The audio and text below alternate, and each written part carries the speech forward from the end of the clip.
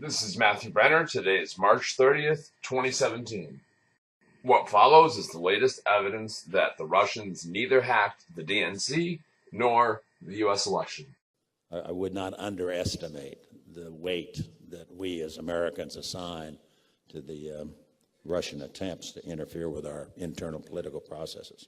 Another aspect of Mr. Putin's conduct is the fact that he took his capabilities in the cyber area and used it to try to influence our election. There was a very serious effort made by Mr. Putin and his government, his organization, to interfere in major ways with our basic fundamental democratic processes. In some quarters, that would be considered an act of war.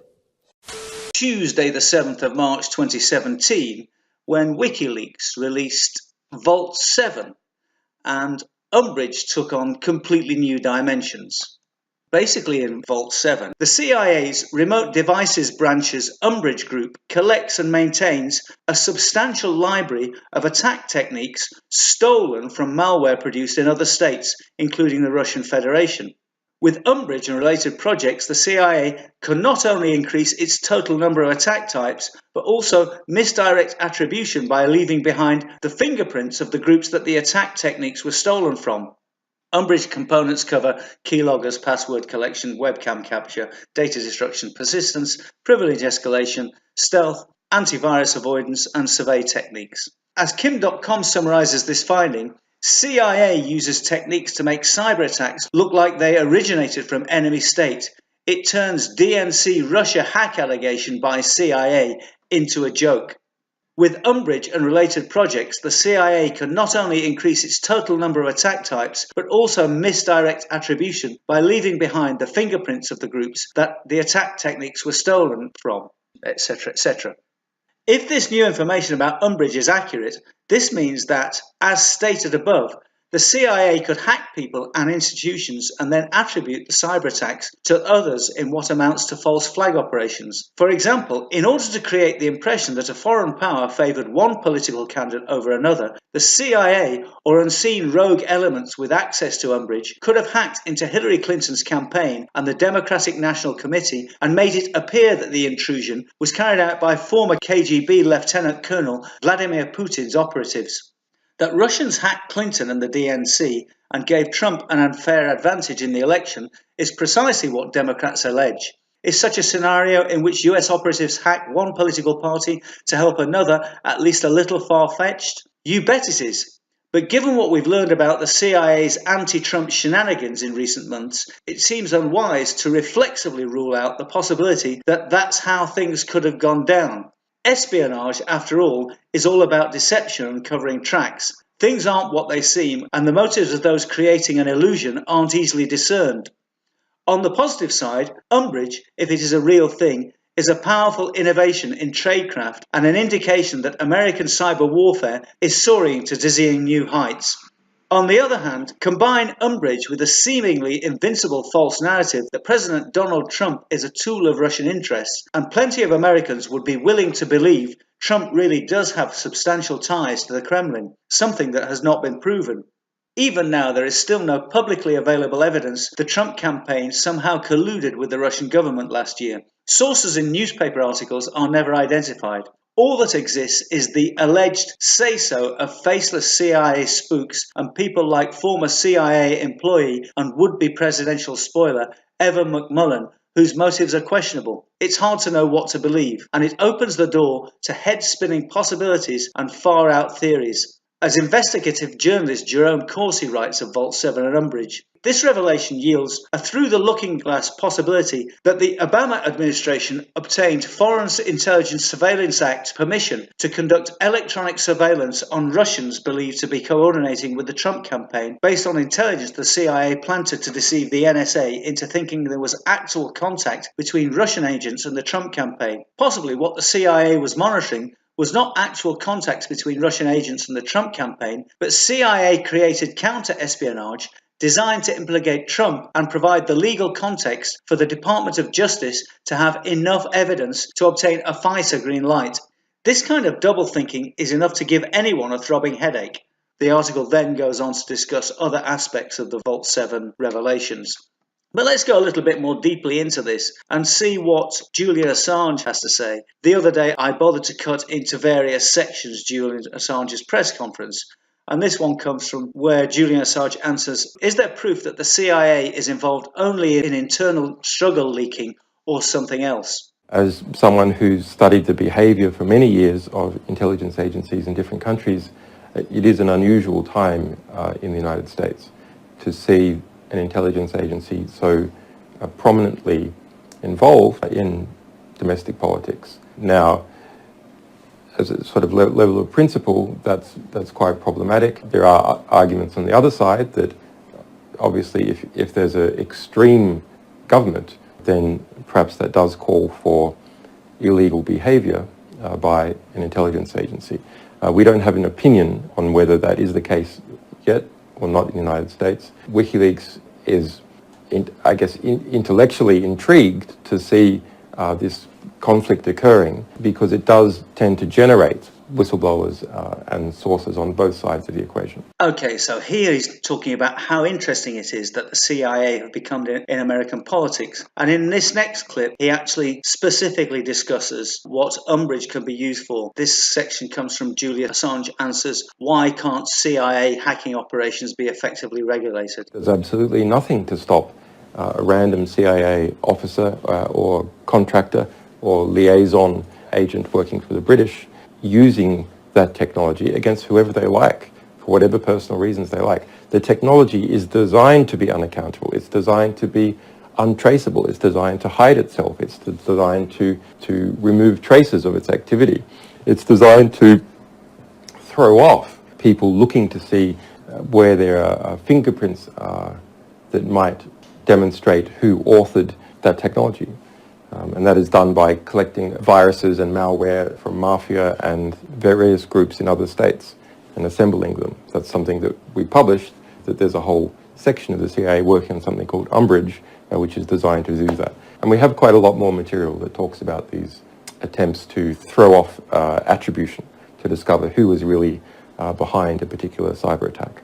Already, an antivirus expert has come forward to say that a sophisticated malware that he had attributed to a state, either Iran, China, or Russia, now he believes actually is from a central intelligence agency because the type of attack system it uses corresponds directly to a description that we published of that attack system, and it's rare enough that it seems unlikely it would be independently discovered. So this is very, very interesting, isn't it? It's not that the CIA definitely did it or the Russian Federation definitely did it, but given the nature of Vault 7 and particularly given the nature of Umbrage, it's impossible to attribute the blame to any individual or organisation. Now, what's very, very annoying about this is, yes, the rumours have been going on for ages. All this came out on Tuesday the 7th of March, and then on Thursday the 9th of March, the Foreign Affairs Committee hearing on Russia's efforts to undermine democratic states met, and it appears to me that the main protagonists of this hearing were Democrats. And also what's strange is that despite the leaks, having had a look at about 3 hours of hearings, it appears that nobody's learnt anything from the Wikileaks. The Wikileaks have just been treated as if they didn't exist at all. And as the chairman of the hearing says, Russia is waging a broad campaign to undermine democratic states and subvert alliances like NATO. In addition to invading Ukraine and bombing civilians in Syria, Russia has pumped tens of millions into disinformation and propaganda targeting the US and Europe. For too long, the US response to Russian aggression has been weak and ineffective, and that has to change. This hearing will allow us to examine ways to better counter Russia's weaponization of information and other hostile acts. This is the general introduction. He then goes on to specifically talk about their involvement in the US election. To a certain extent, we have to accept that the purpose of all intelligence agencies is actually to influence and propagandize, whether this be the CIA, KGB, MI5, Mossad, or the intelligence agencies of the Arab states. This is what they do. So on the one hand, it's not surprising that Russia is trying to propagandize things and get itself in places where it's not particularly welcome. And it's also legitimate that the CIA should oppose this and investigations should try to get the Russians and the KGB out of their business. Another thing is to make direct accusations against the Russians and the Trump campaign. Basically, all of the proponents make these assertions. Royce himself and the various other speakers. Peter Duran, who's the Vice President of the Centre for European Policy Analysis, is particularly damning. Daniel Baer, former US representative to the Organisation for Security and Cooperation in Europe, is similarly damning. And a lot of the time, they seem to be trying to protect the EU in particular. So there's a lot of interest here. But what we're going to listen to is, I think this is the vice chairman of the committee, Mr. Engel. And it's very, very clear that they're absolutely certain, or prepared to keep up the pretense that they're absolutely certain, that the Russians hacked the elections. Mr. Chairman, thank you. I'm glad our focus today is on Russia. Disinformation is a problem, no doubt about it.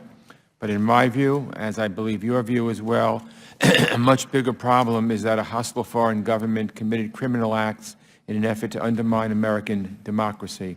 At Vladimir Putin's orders, Russia's agents tried to swing last year's election in favor of President Trump. Those actions were an attack on our country, and if we don't respond effectively, Putin will become an even bigger threat to the United States and our allies. It doesn't matter who they tried to help or not help. The fact that they had the nerve to interfere in our elections should make all of us pause, give all of us pause for concern. So while I'm glad we're having this hearing today, I hope it will only be the first in a series of hearings and other actions by this committee to address this problem. So it's pretty clear that the Democrats are keeping up the narrative. He's talking about more hearings. So they're going to keep on talking about Russia and use everything in their power to divert the attention from the evidence in Wikileaks. Other examples of this kind of thing are articles like this in The Intercept. Wikileaks files show the CIA repurposing hacking code to save time, not to frame Russia. Attributing hacking attacks to the correct perpetrators is notoriously difficult. Even the US government, for all its technical resources and expertise, took warranted criticism for trying to pin a high-profile 2014 cyber attack on North Korea, and more recently faced skepticism when it blamed Russia for hacks against top Democrats during the 2016 election. In those cases, government officials said they based their attribution in part on software tools the hackers employed, which had been used in other cyber attacks linked to North Korea and Russia. But that sort of evidence is not conclusive. Hackers have been known to intentionally use or leave behind software and other distinctive material linked to other groups as part of so-called false flag operations intended to falsely implicate other parties. On Tuesday, Wikileaks published a large cache of CIA documents that it said showed the agency had equipped itself to run its own false flag hacking operations. The documents describe an internal CIA group called Umbrage that Wikileaks said was stealing the techniques of other nation-state hackers to trick forensic investigators into falsely attributing CIA attacks to those actors. According to Wikileaks, among those from whom the CIA has stolen techniques is the Russian Federation, suggesting the CIA is conducting attacks to intentionally mislead investigators into attributing them to Vladimir Putin. What we can conclusively say from the evidence in the documents is that they're creating snippets of code for use in other projects, and they're reusing methods in code that they find on the internet, he told The Intercept. Elsewhere, they talk about obscuring attacks so you can't see where it's coming from, but there's no concrete plan to do a false flag operation. They're not trying to say, we're going to make this look like Russia. The Umbrage documents do mention looking at source code, but these reference widely available source code for popular tools, not source code unique to, say, Russian Federation hackers. And the purpose of examining the source code seems to be for purposes of inspiring the CIA code developers in developing their code, not so they can copy-paste it into CIA tools. It's not unusual for hackers of all persuasion, nation-state and criminal, to copy the techniques of other hackers. The bottom line with the CIA data dump released by Wikileaks is that journalists and others should take care to examine statements made around them to ensure that they're reporting accurately on the contents. Okay, this last statement is very true, but the whole article, it seems to me, is obfuscating the claims of the Democrats. The Democrats are claiming very, very strongly that it has to be Russia. What this article is saying is, well, this kind of practice is normal in any intelligence agency, so effectively we can't attribute anything. This is the do's and don'ts. This is what they point out to as the do's and don'ts. So, for example, this is from Wikileaks' very useful Twitter account. CIA virus creation rules show obsession with avoiding US attribution for its attacks and evading forensic analysis. Do not leave data types such as compile timestamps, linker timestamps, build times, access times, etc. that correlate to general US core working hours, i.e. 8 AM to 6 PM Eastern Time. Do not leave data in a binary file that demonstrates CIA, USG or its witting partner companies involved in the creation or use of the binary tool. Do not have data that contains CIA and USG cover terms, compartments, operation code names, or other CIA and USG specific terminology in the binary. We have seen in recent months this constant pounding, Russia hacked the DNC computers, Russia hacked the election, just on and on and on. Came from the Hillary campaign, came from the Democrats, came from the liberal snowflakes, the whiners, the corporate media, nonstop, Russia hacked the election, Russia hacked the election. Even though the indications were that the DNC emails were an internal leak, quite possibly by Seth Rich, who was killed under strange circumstances shortly thereafter. But what's really going on here is the entire case rests on this one company called Crowdstrike. And Crowdstrike worked for the DNC, and they are the ones who said Russia broke into the Democratic computers. We know it for a fact. We're experts in this field. Now, the FBI was not allowed to look at the servers. They were just asked to take Crowdstrike's word for it. The corporate media just take Crowdstrike's word for it, and everybody ran on it. And they've been treating it like it's an absolute, unquestionable fact that Russia hacked the DNC. Now, Crowdstrike's credibility in this claim rested on their claim that they had used the same methodology to prove that Russia had hacked into the Ukraine's military computers and were able to carry out some mischief there involving howitzers. Unfortunately, other computer security companies around the world, other experts have been looking at Crowdstrike's work and saying it's completely bogus. Their methodology is flawed. They don't really know what they're doing. And as a result, as of today, Crowdstrike has revived and retracted statements regarding this Ukrainian situation on which it based its claim that it was certain Russia hacked the DNC emails. This is big, big news. Crowdstrike has destroyed their own credibility. They're not able to find Russian hackers either in Ukraine. And because they made a big point of saying we used the same methodology, we found these hacker names like Teddy Bear or something nonsensical like that, their entire case that Russia hacked the DNC has just evaporated. It's just evaporated. And Hillary's campaign, the Democratic liberals, the corporate media just had the rug yanked out from under them. And they're all tumbling around and trying to figure out what they're going to do now because the entire case for Russian hacking just evaporated. And now we've got members of the Democratic Party in Congress are out there trying to recover by saying, okay, Crowdstrike was wrong, but we know the Russians did it because this. And they're trying to use all these coincidences and suppositions. They're trying to build a circumstantial case. They're raising on a busted flush here.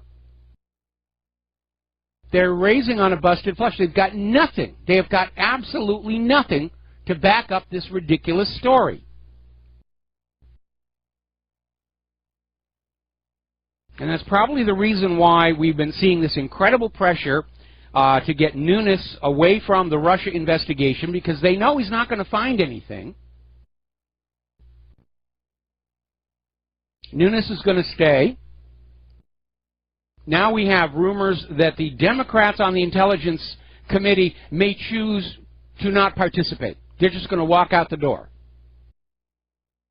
So long, goodbye, you were just getting in the way anyway. At which point, of course, the Democrats will scream that this is obviously a GOP witch hunt. That's a GOP, it's highly partisan. Well, the only reason it's partisan is because the Democrats are interfering and getting out. I mean, it's all falling apart here. So now, with the big Trump-Russia scandal lying in pieces on the floor, it's time to go on back to those scandals where there actually is evidence of what happened, and Donald Trump is back out there on Twitter saying it's time to start investigating the Clintons.